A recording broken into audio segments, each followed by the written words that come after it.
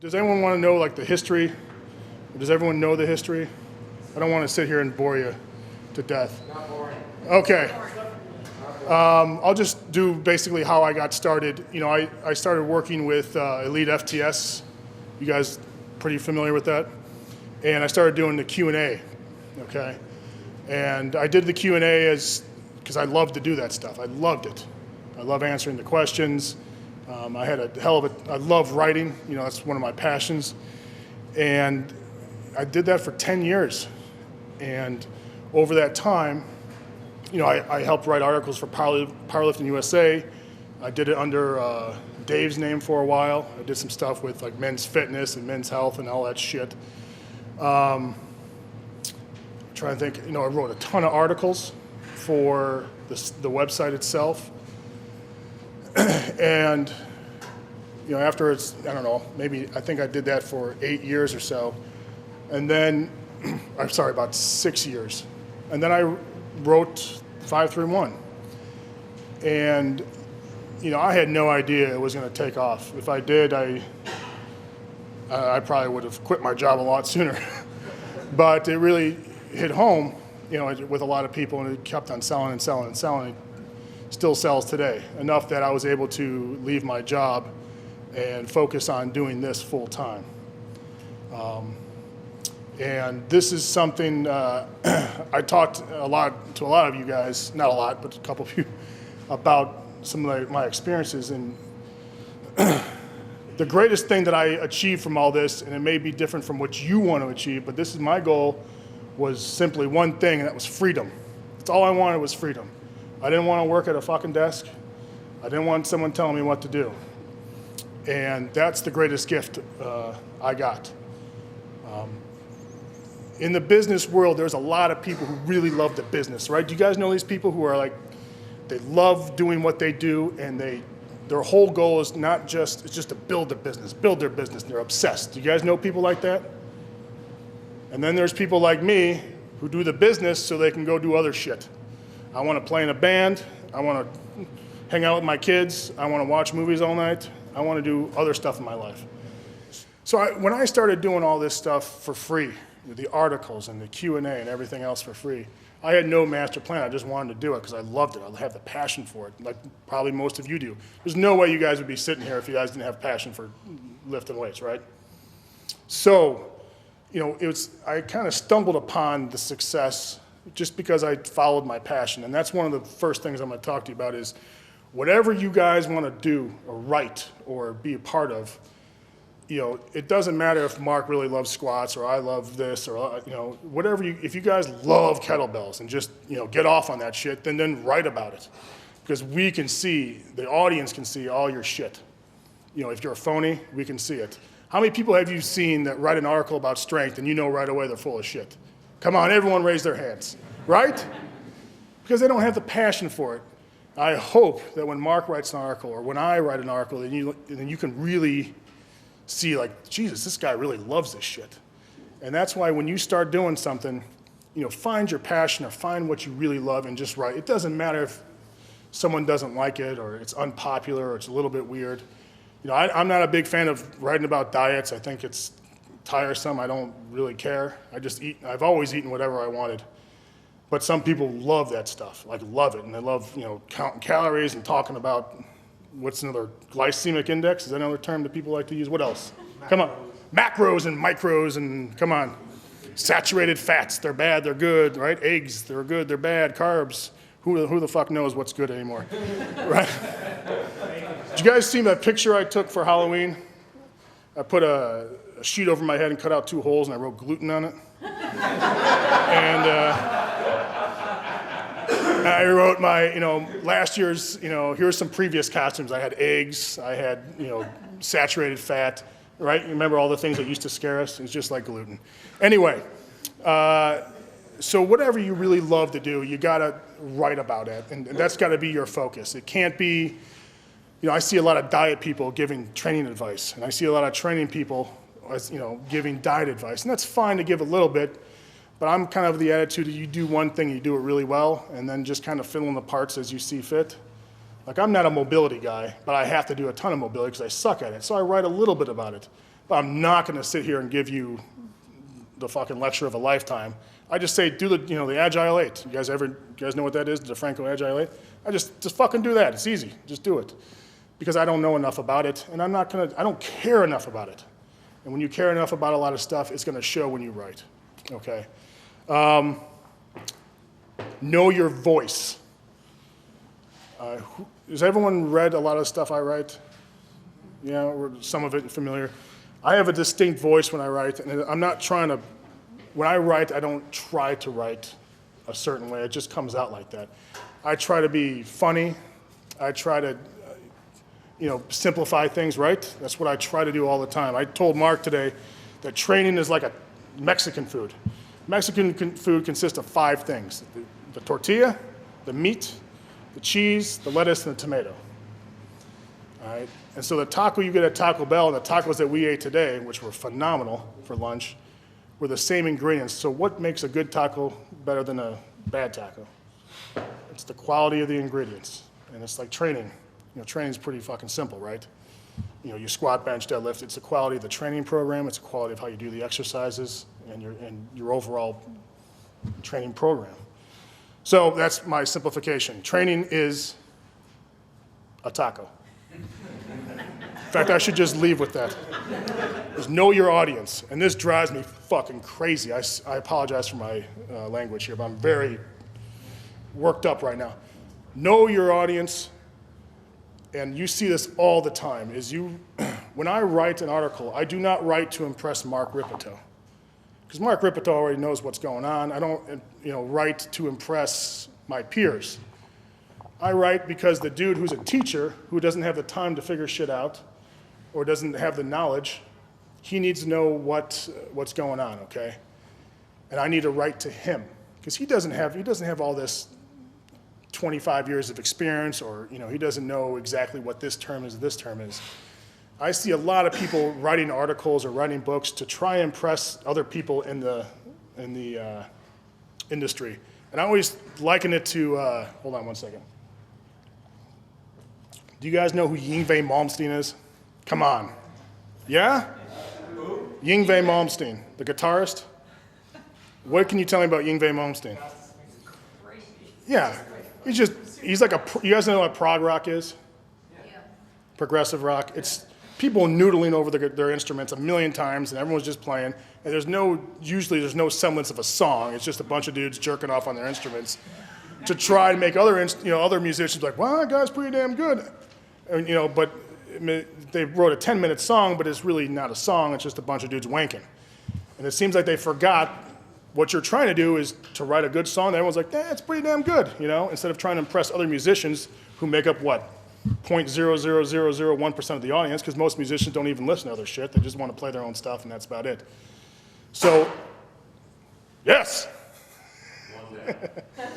So what I'm trying to say is do not try and write and wank off, as like the Yngwie did, or still does. That guy's insufferable. So, write to your audience, and understand that your audience doesn't know everything. All right? Think about this. Mark Ripito wrote a book called Starting Strength. All right? It was released in what year, Mark? 05. It took, and when did weight, so it took 105 years. We'll just say lifting weight started in 1900, just for shits and giggles. It took 105 years for someone to write a book on how to do a squat. Think about that. We take all this shit for granted, right? Like how to bench press. You couldn't ask for something dumber than a bench press. You literally lay on a bench and press. And people talk about a little about, but Mark was the first person in the industry to actually write a comprehensive book on how to do the actual, five lifts, right? Bench, squat, yeah. So we took under the assumption for 105 years that everyone knew how to do all these lifts. It's pretty crazy, isn't it? That was the first book to really do it. Now, there's been other books like, Schwarzenegger's book that, had a picture of a dude squatting, and said, go over and then do this, and then you're done. Yeah, fuck. And so it's crazy to think that it took that long, but understand that your audience or even your gym members or whoever don't know everything. And if they did know everything, guess where you'd be? You'd be out of a job, My wife always likes to say, thank God for people who don't know anything about lifting, because, it helps pay the bills. So it's just something to consider. All right. So success. You all right? Yeah. All right. That was a hearty sneeze. Yeah. Success. My wife and I kind of try to break this down into three things. How to have success in this industry. And it comes down to having, one, a great product. And I think a lot of people seem to fuck this up.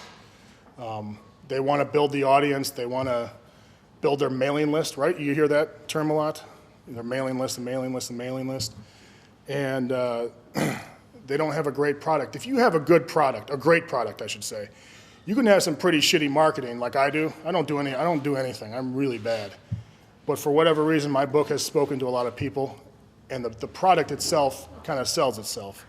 So you can have all the knowledge in the world, you can have the best mailing list in the world, but if you have a shitty product, people will maybe buy from you one time, but guess what? It's not going to happen again, okay? So you have a great product, a great message, and that comes back to having a good voice, okay? Knowing your voice, writing what you're passionate about, and having a great audience. And the audience thing gets a little tricky. You guys were yelling up here about marketing and shit like that. From my perspective, this is not talking about your huge group, but if I'm an individual. To have a great audience, one, you got to be willing to go through the sludge for a long time. I did it for 8. I'm still doing it, so I don't know how long it's been, but whatever. It's been a long time. It's been about 10 years. And you have to build that audience and build that trust and build that confidence, okay? And nowadays, it's pretty easy. Before social media, I know you spoke about social media. Before social media, it was, if you didn't get something in a magazine, it was done. Then you had a few select websites people went to, and if you weren't on there, you're fucked. But now with social media, you can pretty much reach out to everyone. It's just a matter of, getting people to actually read it, and are you saying something relevant and saying something interesting. YouTube, obviously. There's really no need to even do meets anymore, right? You can just lift on YouTube, and everyone gets, people, think about the interest in Klokov, or who's that crazy deadlift, what's that? Constantine. Yeah, Constantine. That guy has built, he's a legend because of YouTube. All right, so are you drinking a beer? Fantastic. No. So, there's a great way of getting your message out to your audience, and people can see you. And I'm going to tell you right now, if you don't have, you can sell me on mobility work, and then I go watch a video of you, and if you can't touch your toes, or can't go over a hurdle, or if you tell me about being explosive, because Mark and I talked a little bit about this. Last night I went to Mark's forum. I like to visit. I only go to the Ask Mark section because I like to see how mad Mark gets. That's the only thing I do. Then I nudge my wife awake. Dude, you got to fucking read this. He's an idiot. Look at this.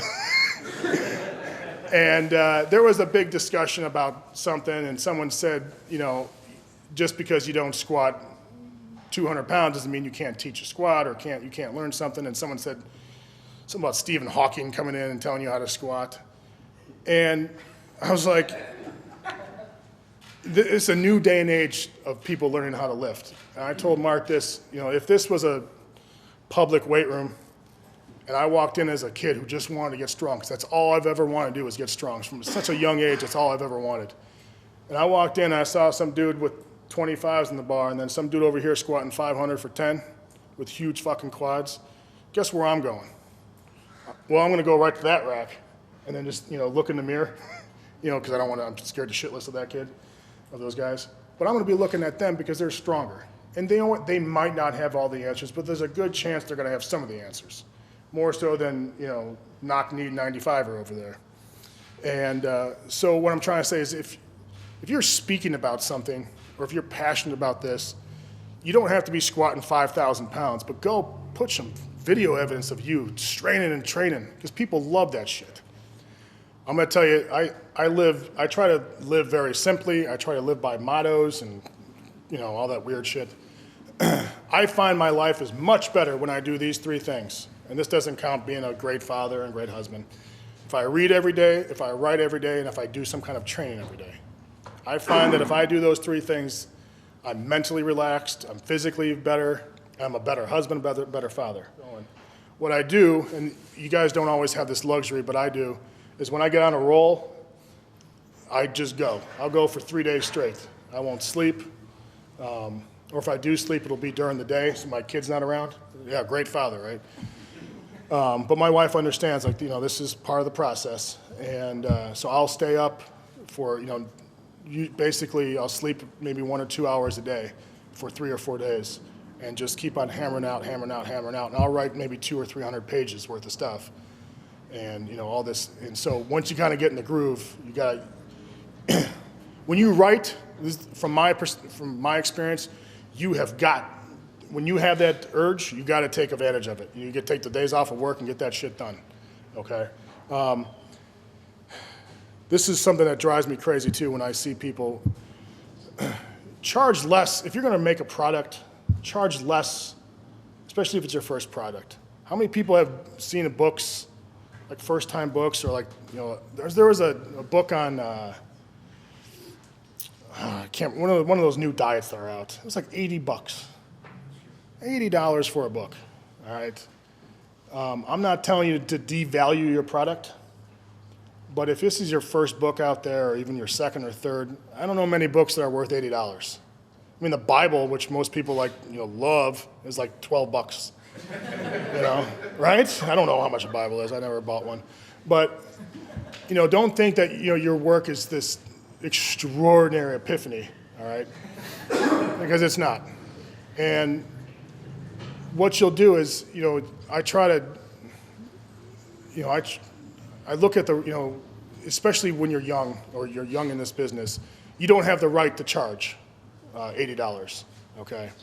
Maybe this is your first book. It's your first book. You don't have. It's not worth $80. No, trust me. Now, as you get a little bit better and maybe have a bigger a more select audience, then you maybe can charge more. But trust me, do not come out the gate charging a shitload. It's just like the brand new trainer, who goes, he's charging $900 a session or something. It's like, no, I don't think so, buddy. You got to develop. You have to earn the right to charge something big. All right. Because basically a lot of people are not going to pay that kind of money. Mark and I have talked a lot about this, is you have to protect your work. I've lost probably $12 to $14 million since I wrote 531 on illegal downloads.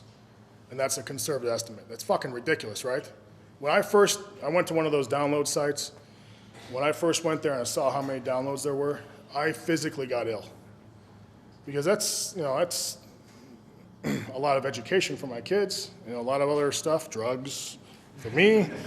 That's a lot of, it's a hard thing. So you have to learn how to protect your work. Now, Mark was smart because he doesn't do the ebooks, so most of my income comes from ebooks, so I don't really have that. There's a couple things you can do. Is one, just figure out a way to protect the ebook, which I've done, and 2 is get a copyright on your work. You just have to file something, pay a little money, and then you got it, and you're done.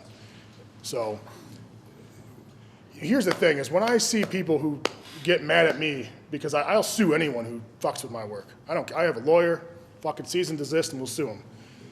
And usually we don't get any money, but it scares the shit out of them. Because this is my work. This is what I've really worked my ass off for. My wife puts my socks and shoes on me every morning. All right, that's how fucked up my body is right now. And the way I look at it is like, I earned that. I earned the right to be an asshole with my work. Now, people who get mad about it, people get mad about, why is Metallica upset about their music? Whenever I see someone get upset, it's because they've never created anything. All right? When you create something, you've given your life and blood to something, and you see someone piss all over it, you're going to be a little upset. And that's just my I had a guy who ripped my name off and started an app, and I laid it on him, and he decided in all his infamy to make my wife's name and her email public on a bunch of forums, as well as, can you bet, that's what he fucking did to my wife. Class guy. He's a CrossFitter, go figure. Unfucking believable. And then he had the balls to ask me, we should go into business together. Yeah, I'd fucking kill you. All right. Oh, it drives me nuts. So protect your work. And no one's going to understand Mark understands it, right? It drives you nuts. You've worked your ass off for this, so protect it, protect it, protect it. Who knows the band Dark Throne?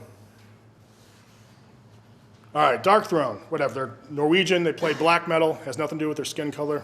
Dark Throne is one of I have 3 people I base my business model on, and Dark Throne is one of them.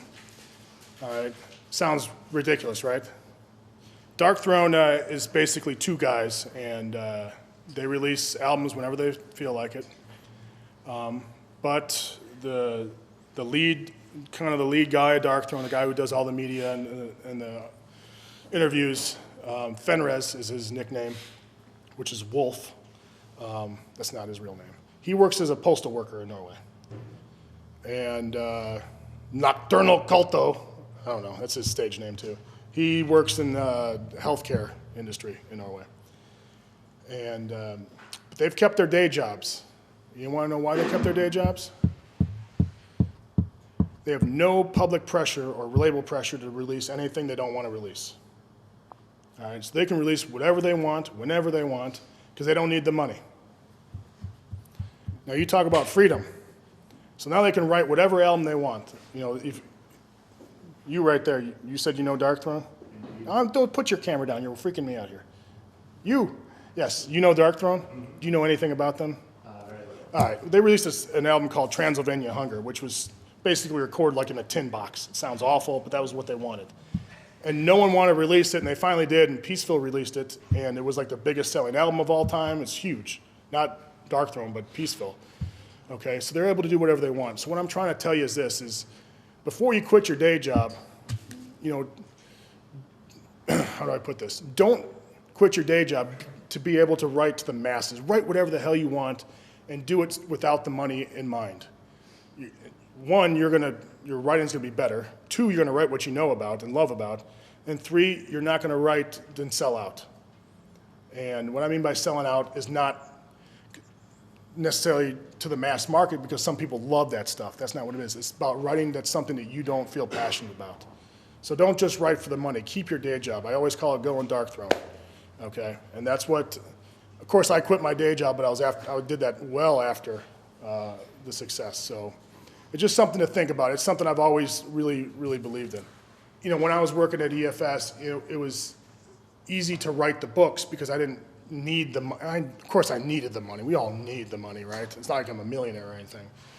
But it was just extra money. It's like, oh, you know, now I can go buy 2 amps, you know, and get every speaker known to man and cabinet. But when it's, you know, when it's the real thing, it makes decisions very hard. And that's when you, whatever you're doing, you have to price out like what it's worth to you. And I think one of the things that people have, we say it's hard to say no. Well, it's also hard for a lot of us who have been doing stuff for free for so long to now demand something from someone. And I recently, I'll give you an example. Someone asked me to do some stuff for them, and I was doing it.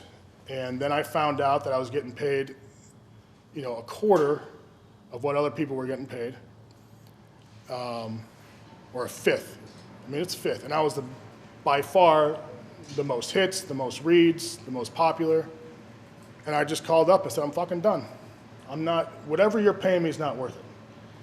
And because I could, you know, do with this and make more money somewhere else. And they came back to me with the highest paying offer. It takes guts. It's like when you fire a client or when you demand everyone go as a group session instead of one-on-ones, which is, you know, way more profitable and easier to do. You got to be willing to take the hit, but you know it's a calculated risk, obviously. But you know what Matt's saying, it's always easy to play with house money, right? And so one of the things that I don't know of everything that I do, you know, the writing and stuff like that, and then I've never lost the focus, though, of being who I am, and I think that's totally, totally important. And, you know, my wife wrote this down for me. Is that you have a one belief system, or, you know, or you're going to lose your way. I wrote in the second 531, like training rules to be awesome, and post them up, and I follow those for my own training. I don't just put shit in a book to make you guys happy. That's what I follow. Okay, and you got to have the kind of the business rules. You know, I have my business rules. They're very simple. Like, can you imagine my rules being real simple? Right? My wife and I have our marriage rules. You know, very basic shit that we stick by. And you need to consult that stuff because it's when you're playing with your own money and your own well-being, it's hard. But if you might be surprised if you keep that checklist in there and keep your faith in yourself and keep on working, man. You're going to have some stumbling points. It's fucking nerve-wracking though. You know who another person is? I model my business. Dick Dale. Please tell me you guys know who Dick Dale is. Surf guitarist. Surf, yeah. One of the best business models you ever read. Go on YouTube and type in interview with Dick Dale. The best business model you'll ever read in your life. Dick Dale, the Delta. Guitarist, great surf guitarist. Go on YouTube. I'm sure there's a couple different interviews, but it'll be him outside of a club, and there'll be a guy, just giving him. He says, "Do you have any advice for musicians?" And what we do is no different than what musicians do, because you're basically selling yourself. And it's some of the best business advice you'll ever read. And it basically talks about kicking your own, slugging your shit around for years and years until you own everything. You guys know the Beatles don't even own their own music? Can you believe that? What's that? Michael Jackson, yeah. His estate bought it, yeah. His estate owns it. Motley Crue, through some finagling, actually ended up owning all their rights to their music, which is ridiculous. It's so rare these days. It's crazy, isn't it? So it's just something to think about. Come on, any more questions? I got some more stuff to talk about. No? Come on. How about training stuff? Anything. Who was your third influence? You said you had three influences, right? Jesse James. He doesn't give a flying shit about anything. He's very passionate about what he does, and he's like the most hated man in America. He still didn't give a shit, And I really like, he started something off and decided when it was too gotten away from what the reality of it was. But anyway, Jesse James to me is he's a very passionate man.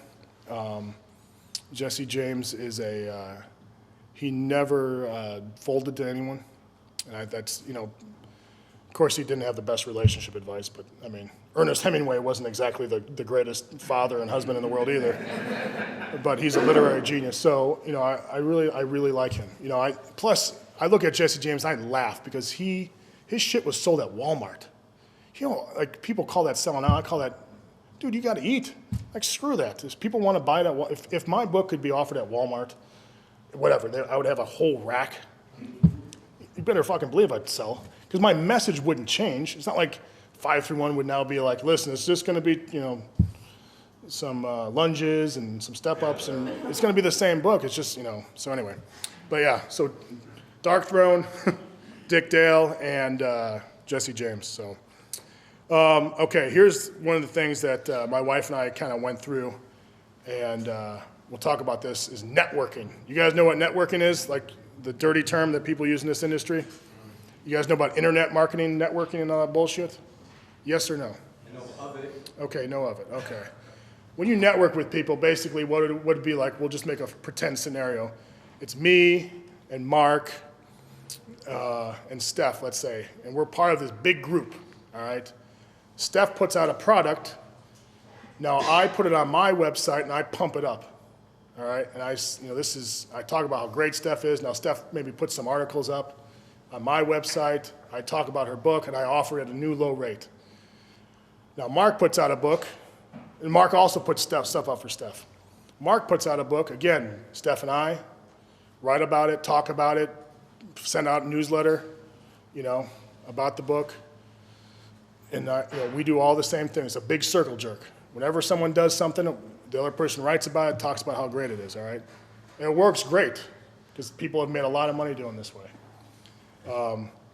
You get more people to sell to, you get a bigger audience, and your mailing list, as they call it, the people that subscribe to your newsletter, Because Mark will share his list with me, which will share my list with Steph, and it'll just get bigger and bigger and bigger. Now you guys see what the problem is though, right?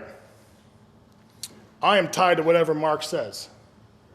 So Mark may be pumping up a book about, anal warts or something, I don't know. Mark's into anal warts, I know that. The joys of anal warts.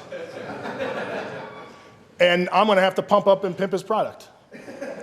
All right? Because if I don't do it, guess what happens to me?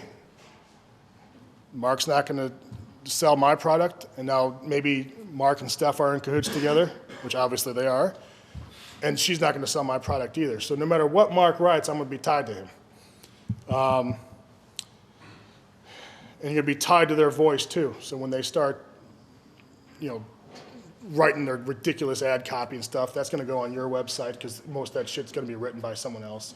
So now your newsletter to your people is gonna have a different voice. And so eventually you're gonna burn some bridges if you don't like it and stand up for what you believe in. And it's eventually you're gonna have to either sell your soul or get out. So it's a weird trade to make. I was very lucky where I didn't have to do any of this, but a lot of people will have to do it. If you do it, just understand the consequences of it, and also try and get with a group that you kind of believe in. These people will, they set up these seminars much like this, but they will charge a shitload, and each person will share their mailing list with other people. I mean, it's a crazy scenario for the fitness world. The problem with a lot of that stuff too is those people will put out one product and you'll never see them again. They have no lasting audience or anything like that. So make your information affordable. Like, remember how I said that? But never put it on sale or discount it. I hate this. When people put out a product, they're like, it's 80% off. And all that's doing is saying, my work is not that valuable that I'm willing to take money off. Make the price, this is what the price is, and that's it. You guys know what the Bose sound systems, right? It's one price no matter where you go. There's no discounts, you can't find it at another price. And I like being known like this is what they believe in their work and this is what they think it's priced for, and fucking buy it or don't buy it. So make it affordable, but don't give me the 86% off, 7-day sale. I just think that makes you look so cheap, and like your information is worth something. Like Mark said, not only did I write it, but I've earned this. I've worked for this, I've learned this. It's worth something, and this is what I believe it's worth to me, and I believe this is what it's worth to you. When you discount it, it makes your information look cheap. All right, so the pay site, I think we have about a little over 200 members. I told Mark that he dropped the ball a long time ago, and I've told him this a million times, because it is the most positive, fun place I've been on the internet. And you can share your opinion, and people are helping each other out. We just did like an NOV meet challenge where people videotape their stuff and say, you get to pick 3 lifts. I don't care what the fuck they are. They can be, be a little high or whatever, but we'll help you, and then we'll help with your programming up until then. So it's a big kind of camaraderie, and I've never had that before on the internet. There is, the only downside is there's a lot of work. People are paying for you, and you have to kick a lot of ass. And I try to give as much as I can. That I don't try just to post shit up just to post stuff up. I cannot stand that. I want something to be relevant and something fun. You ever get these updates from fitness people like every day? And who was I talking to? Right there. I think I'm pretty knowledgeable in training. I don't have something to tell you every day. Like, I don't know what people are trying to, like, maybe if they typed a whole sentence but you only used like a word every day, maybe it would get there. So it is, for me, with what Phil and Juliet did was they had kind of an intervention and said, you're going to go crazy. Like, Juliet's always worried I'm going to have a heart attack because my cholesterol is like 7,000 or something. And it's like, the cholesterol is like my total, about 2375. In case you ever have any questions about how much testosterone to take, you figure out what you want a total, and that's what you take. So if you want a total 2,000, you take 2,000. That's a week. That doesn't count orals. Orals don't count. but yeah, it's been a great thing for me. And you know what? Where's Randy's here? I don't know where. There he is, and he's part of this site, and it's awesome. Some of these guys, and some of the you develop. I don't want to say a friendship because you can't really develop a friendship online, but you end up caring about some of these dudes, and some of these guys come with some like, hey, this is my situation. How can I work around this? And now I get to be creative with someone who actually cares. It's just not some dude's like, hey, I hurt my back yesterday. It's like, no, you didn't. You got a little strain. You're fine.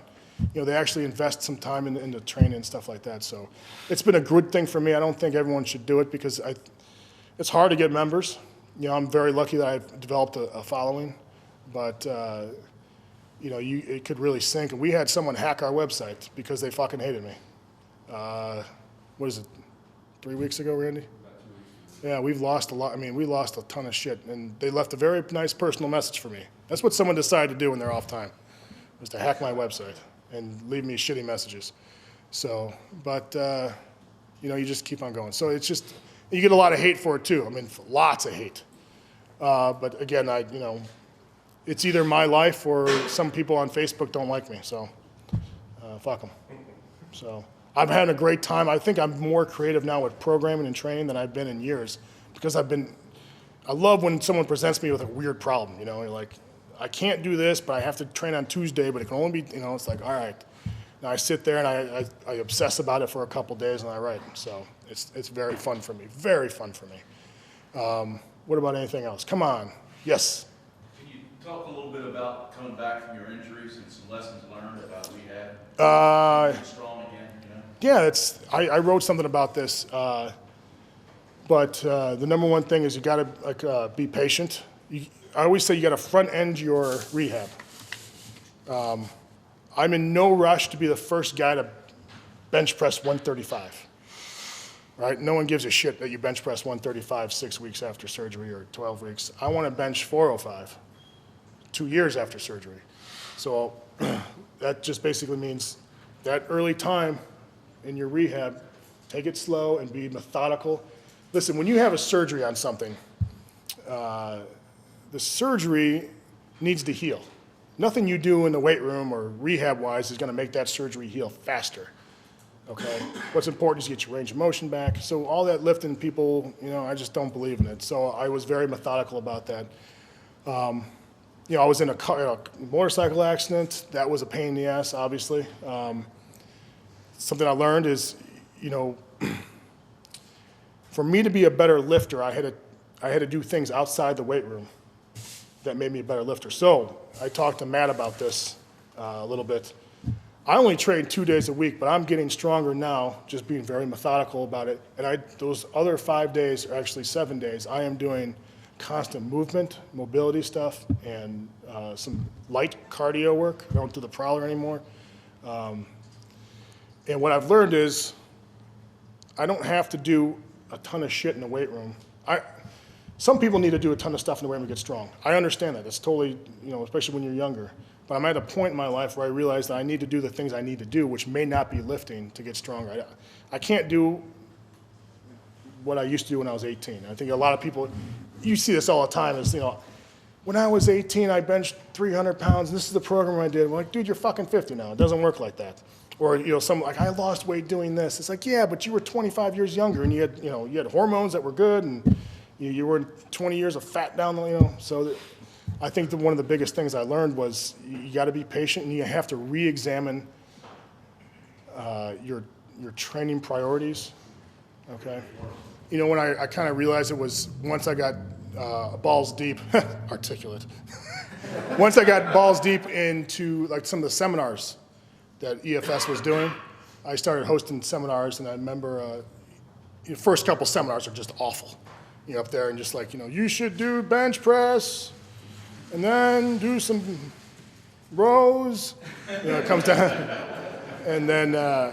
But after a while, you start getting your groove, and then you start realizing, holy shit, I can really explain this to people in a easy way for them to learn, because we were doing a lot of stuff with the West Side method, and if you read Louis' right, it's going to be very, very confusing if you don't understand what he's saying. and I was able to break it down, and I was able to make, I hope you guys are having a good time. So I was able to make people laugh. And then when we started doing stuff on the website and doing the logs and stuff like that, I loved putting little shit in there that had nothing to do with training, because it would be boring as fuck to me to write it, right?